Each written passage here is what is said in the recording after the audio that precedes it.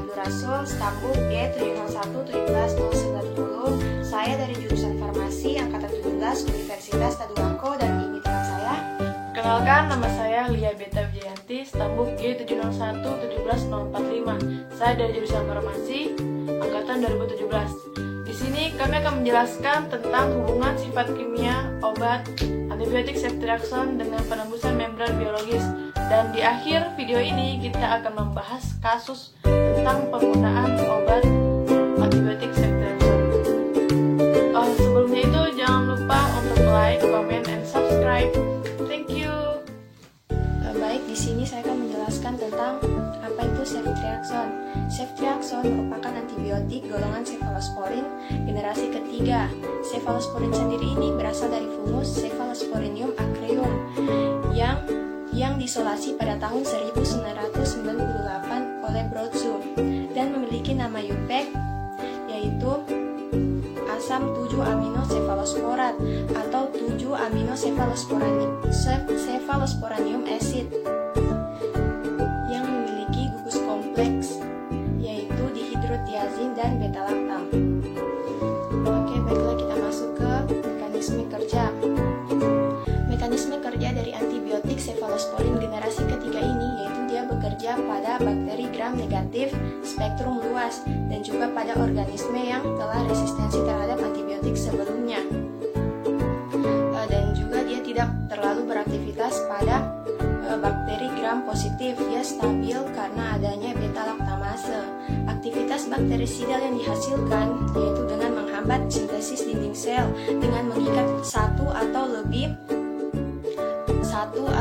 protein pengikat penisilin dan memberikan efek antimikroba dengan mengganggu sintesis peptinoglikan yang merupakan komponen struktural dinding sel, sehingga bakteri tersebut akhirnya membusuk karena aktivitas enzim autolitik dinding sel yang berlanjut. Oke, di sini saya akan menjelaskan hubungan sifat fisika kimia obat antibiotik ceftriaxone dengan penembusan membran biologis. Di sini ceftriaxone memiliki pH yang berkisar sekitar 6,7, bisa masuk dalam rentang asam lemah. Ceftriaxone sendiri memiliki pemerian putih kuningan, bubuk kristal yang mudah larut dalam air, sedikit larut dalam metanol, dan sangat sukar larut dalam etanol. Warna solusi ceftriaxone berkisar kuning cahaya atau kuning, tergantung pada panjang penyimpanannya dan konsentrasi dalam mengencernya. Selanjutnya, pada obat yang bersifat asam lemah, dia itu dibuat dalam sediaan injeksi atau parenteral. Dikarenakan jika dia melalui rute oral, jika obat ini bertemu dengan asam lambung, maka pH-nya akan semakin meningkat dan sifat ionisasinya bertambah besar, sehingga bentuk tak terinisasinya itu dia semakin kecil, sehingga jumlah yang menembus membran biologis itu semakin kecil. Dikarenakan kemungkinan obat yang berinteraksi dengan reseptor ini semakin rendah, oleh sebab itu sifat aktivitasnya atau terapinya itu semakin berkurang. Untuk itu dibuat dalam sediaan injeksi. Kemudian untuk fase farmakokinetik dari antibiotik ceftriaxone ini, dia itu mengikuti farmakokinetik non-linear atau bergantung dosis. Protein ikatnya itu sekitar 85-95%. Untuk absorpsi ceftriaxone ini, dia diabsorpsi sangat buruk pada saluran pencernaan. Oleh sebab itu diformulasikan dalam bentuk sediaan parenteral. Kemudian ceftriaxone ini secara luas didistribusi dalam jaringan atau cairan dan umumnya mencapai konsentrasi terapeutik pada cerebrospinal. Obat ini melintasi plasenta dan dalam konsentrasi rendah. Telah terdeteksi dalam ASI dan tinggi dalam empedu. Sekitar 33-67% ceftriaxone diekskresikan melalui urin dan sedikit diekskresikan dalam feses. Oleh sebab itu, obat antibiotik ini masih dalam kategori aman untuk pada ibu hamil, masih dalam rentang kategori B. Dia tidak mempengaruhi oleh janin. Kemudian untuk absorpsi dari obat ini, yaitu persiapan intramuskular itu diserap dengan baik. Kemudian waktu plasma puncak itu sekitar 2-3 jam melalui rute intramuskular atau suntik. Distribusinya itu distribusikan ke seluruh tubuh, termasuk kantong empedu, paru-paru, tulang, dan melintasi plasenta memasuki cairan ketuban atau ASI. Kemudian untuk eliminasi, untuk waktu parunya itu sekitar 5-9 jam kalau fungsi hati dan ginjalnya itu normal, dan 12-16 jam jika terdapat gangguan pada ginjal.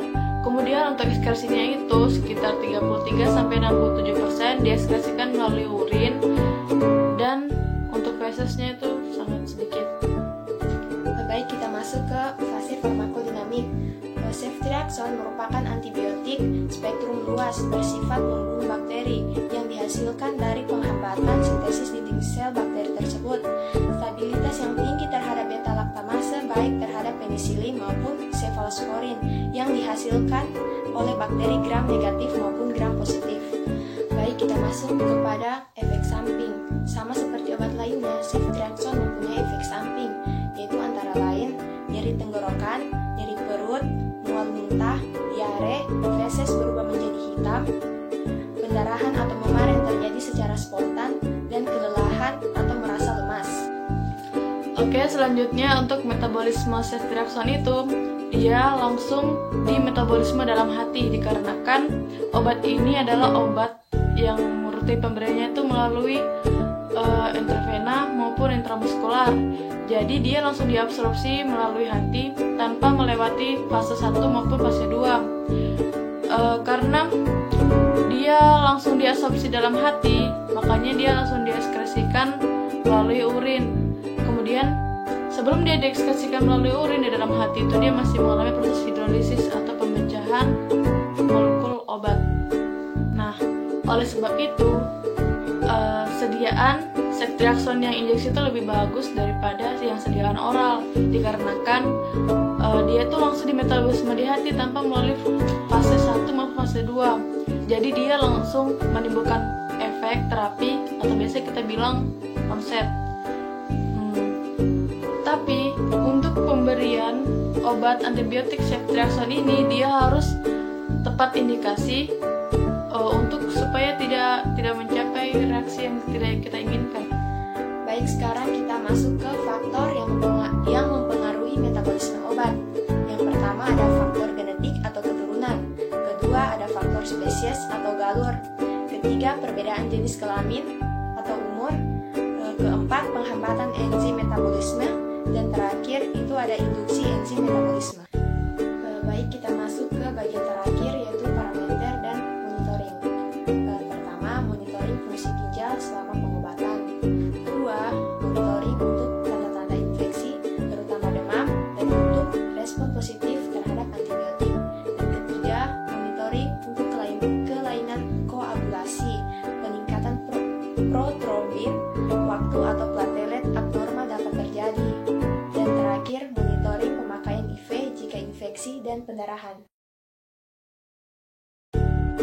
Oke teman-teman, di sini kami akan membahas kasusnya, itu tentang kita ambil dari artikel dari Tempo.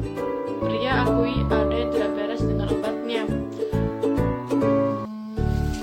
Dibacakan. Pada kasus ini, pasien ini mengakui ada yang tidak beres dengan obatnya. Mengapa demikian? Karena pada pemberian antibiotik dia ini disuntikan beberapa kali. Tetapi jika dilihat pada diagnosanya, pasien ini menderita DBD, demam berdarah yang diakibatkan oleh virus.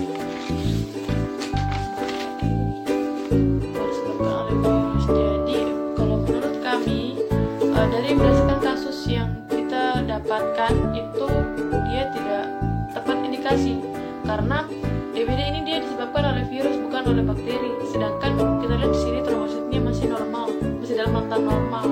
Jika trombositnya naik itu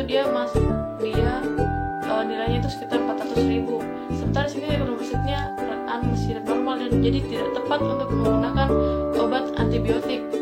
Seharusnya dokter itu meresepkan seperti obat antivirus untuk mengurangi gejala dari dipilihnya itu. Tapi di sini dari yang kita baca di sini, kasus yang kita baca itu seseorang melaporkan bahwa ini adalah mengalami. Oke teman-teman, itulah tadi pembahasan kami mengenai hubungan sifat fisika kimia obat antibiotik ceftriaxone. Dan kita juga tadi sudah membahas kasusnya, semoga bermanfaat. Untuk kurang dan lebihnya, kami mohon maaf. Saya Lia Bedoyati dan teman saya Farida Bilasul. Sekian dan terima kasih.